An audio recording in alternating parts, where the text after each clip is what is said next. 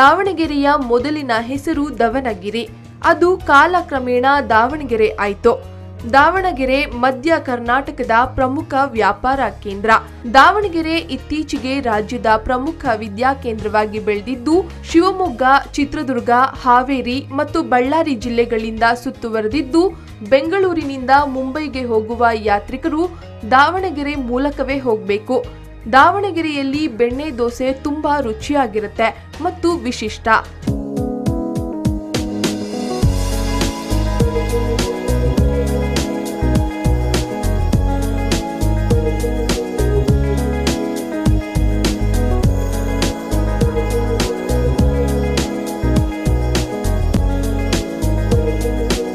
ಇದೇನಪ್ಪ ಇವತ್ತು ಸಾಧಕರು ಹಂಚಿಕೆಯಲ್ಲಿ ಇದನ್ನೆಲ್ಲ ತೋರಿಸ್ತಾ ಇದ್ದೇವೆ ಅಂತ ಆಶ್ಚರ್ಯ ಆಗ್ತಿದ್ಯಾ?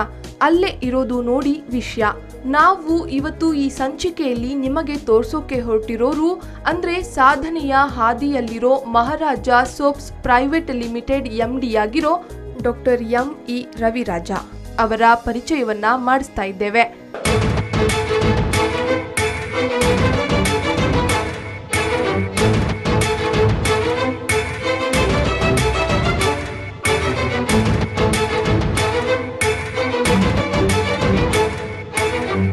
ಬಂದ್ಮೇಲೆ ಒಂದ್ಸರಿ ಬಿಟ್ಟಾದ್ಮೇಲೆ ಯಾರಿಗೂ ಹೊರಗೆ ಹೋಗಕ್ಕೆ ಮನ್ಸರಲ್ಲ. ಆ ಥರ ನಮ್ಮ MD ಆದರೂ ನೋಡ್ಕೊತಾರೆ. ಅವರು ನಮಗೆ ಹೇಳೋದಿಲ್ಲ, ಬಟ್ ಅವ್ರ ಆ್ಯಕ್ಟಿವಿಟಿ ಮಾಡೋದ್ರಿಂದ ತಿಳ್ಕೊಂಡು ನಾವು ಮಾಡ್ತಾ ಇದ್ದೀವಿ.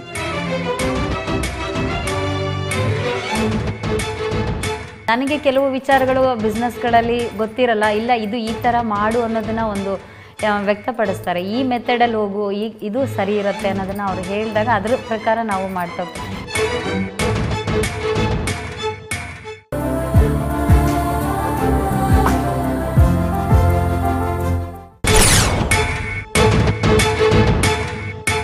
ಕಳೆದ ಸಂಚಿಕೆಯಲ್ಲಿ ಸಾಧಕರ ಸಾಲಿನಲ್ಲಿ ಡಾಕ್ಟರ್ ರವಿರಾಜ್ ಅವ್ರ ಬಗ್ಗೆ ಮಾಹಿತಿಯನ್ನು ತಿಳಿದುಕೊಳ್ತಾ ಇದ್ವಿ. ಸೊ ಈ ಸಂಚಿಕೆಯಲ್ಲೂ ಕೂಡ ಅವರು ಸೋಪ್ ಇಂಡಸ್ಟ್ರಿಯನ್ನು ಬಿಟ್ಟು ಬೇರೆಲ್ಲ ಯಾವುದರಲ್ಲಿ ಕೈ ಹಾಕಿದ್ದಾರೆ, ಬೇರೆ ಯಾವ ಕ್ಷೇತ್ರದಲ್ಲಿ ಅವರು ಸಾಧನೆಯನ್ನು ಮಾಡ್ತಾ ಇದ್ದಾರೆ ಅಂತ ತಿಳಿದುಕೊಳ್ಳೋಣ.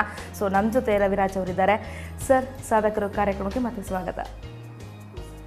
ಸರ್, ಹಾಗೆ ಇವಾಗ ಇಷ್ಟೆಲ್ಲ ನೋಡ್ತಾ ಬಂದ್ವಿ, ಕಳೆದ ಸಂಚಿಕೆಯಲ್ಲೂ ಕೂಡ ಮಾಹಿತಿಯನ್ನು ನೀಡಿದ್ರಿ. ಏನಂದರೆ ಸೋಪ್ ಇಂಡಸ್ಟ್ರಿಯಲ್ಲಿ ಯಾವ ರೀತಿ ಒಂದು ರೆವಲ್ಯೂಷನನ್ನು ಕ್ರಿಯೇಟ್ ಮಾಡಿದ್ರಿ ಅಂತ. ಸೋಪ್ ಇಂಡಸ್ಟ್ರಿಯನ್ನು ಹೊರತುಪಡಿಸಿ ಬೇರೆ ಯಾವ ಕ್ಷೇತ್ರದಲ್ಲಿ ಮುನ್ನುಗ್ತಾ ಇದ್ದೀರಾ ಅಂತ? ನಮ್ಮದು ದಾವಣಗೆರೆಯಲ್ಲಿ ಹೆಡ್ ಆಫೀಸ್ ದಾವಣಗೆರೆ, ಪ್ಲಸ್ ಹೊಸೂರಲ್ಲಿ ಒಂದು ಫ್ಯಾಕ್ಟ್ರಿ ಇದೆ. ಈಗ ಆಂಧ್ರದಲ್ಲಿ ಒಂದು ಫ್ಯಾಕ್ಟ್ರಿ ಮಾಡೋಕ್ಕೆ ಪ್ಲ್ಯಾನ್ ಮಾಡ್ತಾಯಿದ್ವಿ. ಆ್ಯಕ್ಚುಲಿ ನಮ್ಮದು ಸೌತ್ ಇಂಡಿಯಾ ಇತ್ತು. ಸೌತ್ ಇಂಡಿಯಾ ತಮಿಳ್ನಾಡು, ಕರ್ನಾಟಕ, ಕೇರಳ, ಮಹಾರಾಷ್ಟ್ರ, ಆಂಧ್ರ ಇಷ್ಟು ಏರಿಯಾದಲ್ಲಿ ನಮ್ಮ ಮಾರ್ಕೆಟಿಂಗ್ ಡೆವಲಪ್ ಮಾಡಿದ್ವಿ. ಈಗ ನಾರ್ತ್ ಇಂಡಿಯಾದಲ್ಲಿ ಈಗ ಮೊಟ್ಟ ಮೊದಲ ಬಾರಿಗೆ ಅಹಮದಾಬಾದಲ್ಲಿ ಸ್ಟಾರ್ಟ್ ಮಾಡಿದ್ವಿ. ನೆಕ್ಸ್ಟ್ ಛತ್ತೀಸ್ಗಢಲ್ಲಿ ಸ್ಟಾರ್ಟ್ ಮಾಡಿದ್ವಿ. ಥ್ರೂಔಟ್ ಇಂಡಿಯಾ ಕವರ್ ಮಾಡೋ ಪ್ಲ್ಯಾನಿಂಗ್ ಇದೆ. ಹಾಗೆ ಏನಂದರೆ ಇಷ್ಟೊತ್ತು ಹೇಳಿದ್ರೆ ಬ್ರಾಂಚಸ್ ಎಲ್ಲಿದೆ, ಎಲ್ಲೆಲ್ಲಿ ಬ್ರಾಂಚಸ್ ಮಾಡಬೇಕು ಅಂತ ಇದ್ದೀವಿ ಅಂತ. ಸೊ ಸೋಪ್ ಇಂಡಸ್ಟ್ರೀಸ್ನ ಹೊರತುಪಡಿಸಿ ಬೇರೆ ಯಾವ ಕ್ಷೇತ್ರದಲ್ಲಿ ತೊಡಗಿಸ್ಕೊಳ್ತಾ ಇದ್ದೀರಾ? ಸೋಪ್ ಇಂಡಸ್ಟ್ರಿ ಬಿಟ್ಟು ನಮ್ಮದು ಸ್ಕೂಲ್, ಲಲಿತಾ ಇಂಟರ್ನ್ಯಾಷನಲ್ ಸ್ಕೂಲ್ ಅಂತಂದು ಒಂದು ಸ್ಕೂಲ್ ಮಾಡಿದ್ವಿ. ಅದು ಕೂಡ ನಮ್ಮ ಮನೆಯವರು ನೋಡ್ಕೊತಾ ಇದ್ದಾರೆ. ಅದನ್ನು ಭಾಳ ಅವ್ರಿಗೆ ಸ್ಕೂಲ್ ಮಾಡ್ಬೇಕಂತ ಭಾಳ ಇಂಟ್ರೆಸ್ಟ್ ಇತ್ತು. ಅದರಿಂದ 3 ವರ್ಷ ಆಯಿತು. ಅದರಲ್ಲಿ ನಮ್ಮ ಫ್ಯಾಕ್ಟ್ರಿ ಎಂಪ್ಲಾಯೀಸ್ ಮಕ್ಕಳಿಗಾಗಿ ಒಂದು ಸಬ್ಸಿಡಿ ಟೈಪ್ ಒಂದು ಡಿಸ್ಕೌಂಟ್ ಇದೆ, ಅದಕ್ಕೆ ಕೂಡ ಸಬ್ಸಿಡಿ ಕೊಡ್ತೀವಿ. ಅದರಲ್ಲಿ ನಮ್ಮ ಎಂಪ್ಲಾಯೀಸ್ ಮಕ್ಕಳು ಕೂಡ ಅದರಲ್ಲಿ ಭಾಗವಹಿಸಿ ಅವ್ರಿಗೆ ಅನುಕೂಲ ಪಡಿಬೋದು. ಪ್ಲಸ್ ಒಳ್ಳೆ ಎಜುಕೇಷನ್ ಕೊಡ್ಬೇಕನ್ನೋದು ನಮಗೆ ಮುಂಚೆಯಿಂದನೇ ಒಂದು ನಮ್ಮ ಮನೆಯವರ ಏಮ್ ಇತ್ತು. ಹಾಗಾಗಿ ಅವರ ಇದನ್ನು ಎಜುಕೇಷನ್ ಡಿಪಾರ್ಟ್ಮೆಂಟ್ ಅವ್ರು ನೋಡ್ಕೊತಾ ಇದ್ದಾರೆ, ನಾನು ಬಿಸ್ನೆಸ್ ಡಿಪಾರ್ಟ್ಮೆಂಟ್ ನೋಡ್ಕೊತಾ ಇದ್ದೀನಿ. ಈಗ ಹಾಗೆ ಮನೆಯವ್ರ ಬಗ್ಗೆ ಹೇಳ್ತಾ ಇದ್ರಿ, ಮನೆಯವ್ರಿಗೆ ಒಲವಿತ್ತು ಸ್ಕೂಲನ್ನು ಮಾಡಬೇಕು ಅಂತ. ಸೊ ಇನ್ನು ನಿಮ್ಮ ಫ್ಯಾಮಿಲಿ ಬಗ್ಗೆ ಮಾತನಾಡ್ತಾ ಹೋಗೋದಾದರೆ, ನಿಮ್ಮ ವೈಫ್ ನಿಮ್ಮ ಒಂದು ಪ್ರೊಫೆಷನ್ಗೆ ಎಷ್ಟು ಮಟ್ಟಿಗೆ ಸಪೋರ್ಟ್ ನೀಡ್ತಾ ಬಂದಿದ್ದಾರೆ ಅಂತೀರಾ? ನಮ್ಮ ಮನೆಯವರು ನಮಗೆ ಮೊದಲಿಂದನೇ ಸಪೋರ್ಟಿವ್ ಆಗಿದ್ದಾರೆ. ಬಿಸ್ನೆಸ್ಸಲ್ಲೂ ಕೂಡ ಅವರು ಫುಲ್ ಕೋಪ್ರೇಷನ್ ಇತ್ತು. ಈಗ ಇತ್ತೀಚೆಗೆ ಅವರು ಸ್ಕೂಲ್ ಬಗ್ಗೆ ಭಾಳ ಎರಡೂ ಒಂದೇ ಸರಿ ನೋಡೋಕ್ಕಾಗಲ್ಲ ಅನ್ನೋದಕ್ಕೋಸ್ಕರ ಸ್ಕೂಲ್ ಬಗ್ಗೆ ಭಾಳ ಕಾಳಜಿ ತೊಗೊಂಡು ಅವರು ಅದು ಸ್ಕೂಲ್ ನೋಡ್ಕೊತಾ ಇದ್ದಾರೆ. ಒಂದು ಸಪೋರ್ಟಿವ್ ಆಗಿ ಇರ್ತಾರೆ. ನಮ್ಗೆ ಏನೇ ಇದ್ರೂ ಕೂಡ ಬಿಸ್ನೆಸ್ಸಲ್ಲಿ ಡಿಸ್ಕಸ್ ಮಾಡ್ತೀವಿ. ಡಿಸ್ಕಸ್ ಮಾಡಿದಾಗ ಅದಕ್ಕೆ ಏನು ಬೇಕು ಡೆವಲಪ್ಮೆಂಟ್ ಬಗ್ಗೆ, ಸ್ಕೂಲ್ ಡೆವಲಪ್ಮೆಂಟ್ ಬಗ್ಗೆ ನಾವು ಮಾತಾಡ್ತೀವಿ, ಫ್ಯಾಕ್ಟ್ರಿ ಡೆವಲಪ್ಮೆಂಟ್ ಬಗ್ಗೆನೂ ಅವ್ರು ಮಾತಾಡ್ತಾರೆ. ಏನಾದರೂ ಇದ್ದರೆ ಡಿಸ್ಕಸ್ ಮಾಡಿಕೊಂಡು ಎರಡಕ್ಕೂ ಸಪೋರ್ಟಿವ್ ಆಗಿ ಇರ್ತೀವಿ. ಅದೇ ರೀತಿಯಲ್ಲಿ ಅವರು ನಮಗೆ ಕಾಟನ್ ಬಾಕ್ಸ್ ಕೂಡ ಅವರು ಒಂದು ನಮಗೆ ಬೇಕಾಗಿರೋ ಕಾಟನ್ ಬಾಕ್ಸ್ ನಮ್ಮ ಮನೆಯವರು ಫ್ಯಾಕ್ಟ್ರಿಯಲ್ಲೇ ರೆಡಿ ಆಗುತ್ತೆ, ಅವರೇ ನೋಡ್ಕೊತಾರೆ. ಅದನ್ನು ಕೂಡ ವೀರಾ ಇಂಡಸ್ಟ್ರೀಸ್ ಅಂತಂದು ಅದು ಒಂದು ಇಂಡಸ್ಟ್ರಿ ಇದೆ. ನಮಗೆ ಬೇಕಾಗಿರೋ ಕಾಟನ್ ಬಾಕ್ಸ್ಗಳನ್ನು ನಾವೇ ತಯಾರು ಮಾಡ್ಕೊಳ್ಳೋದ್ರಿಂದ ನಮಗೆ ಕಾಸ್ಟ್ ಇನ್ನೂ ಕಮ್ಮಿ ಆಗುತ್ತೆ, ಮ್ಯಾನುಫ್ಯಾಕ್ಚರಿಂಗ್ ಕಾಸ್ಟ್ ಕಮ್ಮಿ ಆಗುತ್ತೆ. ಅದನ್ನು ನಾವು ಎಷ್ಟು ಕಮ್ಮಿ ರೇಟಲ್ಲಿ ಕೊಡ್ತೀವೋ ಅದು ಅಷ್ಟು ಜನಗಳಿಗೆ ಒಳ್ಳೆಯದಾಗುತ್ತೆ, ರೇಟ್ ಕಮ್ಮಿಯಲ್ಲಿ ನಮ್ಗೆ ಪ್ರಾಡಕ್ಟ್ ಸಿಗುತ್ತೆ. ಇದು ಕೂಡ ನಮಗೆ ಸಕ್ಸಸ್ಗೊಂದು ಕಾರಣ. ಈ ಕಾಂಪಿಟೇಟಿವ್ ವರ್ಲ್ಡಲ್ಲಿ ನಮಗೆ ಅದು ಒಂದು ರಾ ಮೆಟೀರಿಯಲ್ ಕಾಸ್ಟ್ ನಾವೇ ಮ್ಯಾನುಫ್ಯಾಕ್ಚರ್ ಮಾಡೋದ್ರಿಂದ ನಮಗೆ ಕಮ್ಮಿ ಆಗುತ್ತೆ, ಹಾಗಾಗಿ ಕಾಂಪಿಟೇಟ್ ಮಾಡೋಕ್ಕಾಗ್ತಾ ಇದೆ ನಮಗೆ. ನಿಮ್ಮ ಮದುವೆ ಯಾವಾಗಾಯಿತು ಸರ್? ಮದುವೆಗೆ ಮುಂಚೆ ನೀವೇನೊಂದು ಛಲವನ್ನು ಹೊಂದಿದ್ರಿ, ಏನಾದರೂ ಒಂದು ಸಾಧನೆ ಮಾಡಬೇಕು, ಬಿಸ್ನೆಸ್ ಮುಂದುವರಿಸಬೇಕು, ಬಿಸ್ನೆಸ್ ಫೀಲ್ಡ್ನಲ್ಲಿ ಮುಂದೆ ಬರಬೇಕು ಅಂತ.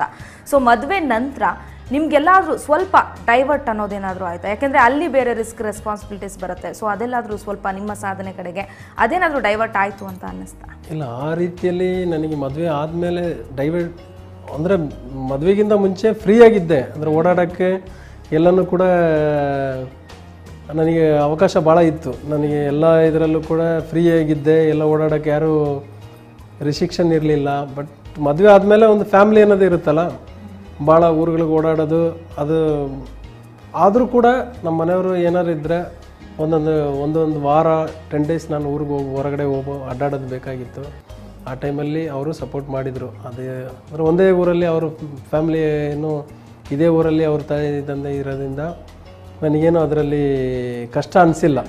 ಬಿಟ್ಟು ಹೋದ್ರೂ ಕೂಡ ಅವರು ಒಬ್ಬರೇ ಇರ್ತಾರೆ ಅನ್ನೋದು ಇರಲಿಲ್ಲ. ಅವ್ರ ತವ್ರ ಮನೆ ಇಲ್ಲೇ ಇರೋದ್ರಿಂದ ನನಗೆ ಯಾವ ಥರ ತೊಂದರೆಗಳಿರಲಿಲ್ಲ. ನಾನು ಫ್ರೀಯಾಗಿ ಮಾರ್ಕೆಟ್ ಮಾಡೋಕ್ಕೆ ಓಡಾಡೋಕ್ಕೆ ಎಲ್ಲನೂ ಯಾವ ತೊಂದರೆನೂ ಆಗಿರಲಿಲ್ಲ. ಹಂಗಾಗಿ ಮದುವೆ ಆದಮೇಲೂ ಕೂಡ ಸೇಮ್ ಇದನ್ನು ಕಂಟಿನ್ಯೂ ಮಾಡಿ ಸಕ್ಸಸ್ಫುಲ್ ಮಾಡೋಕ್ಕೆ.